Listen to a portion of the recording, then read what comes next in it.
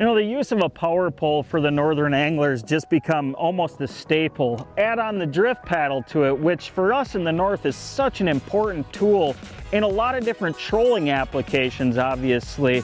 You know, if you want to troll crankbaits or crawler harnesses and the waves are big and you're just drifting and trolling too fast, you can use that drift paddle to slow you down to achieve the speeds that you really want to. But the other application for the drift paddle that I want to talk about here a little bit is in casting situations. Something where it'll allow you, if you're using the drift paddle, to slow down in casting situations and cover the water the way you really want to. So I'm casting crankbaits to a rock shoreline right here. And basically you can actually see here, I have the drift paddle down. So I'm just using the wind to drift me down this bank.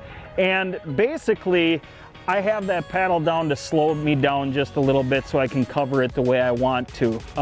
Obviously, if you got some wind like we have today, you might drift too fast and you might be making about half the amount of casts on this shoreline is what you'd really want to. So not only in trolling applications, but also casting applications, take use of the drift paddle if you have a power pole. It's a fantastic tool to allow you to fish more methodical and catch more fish than what you would if you're drifting too fast.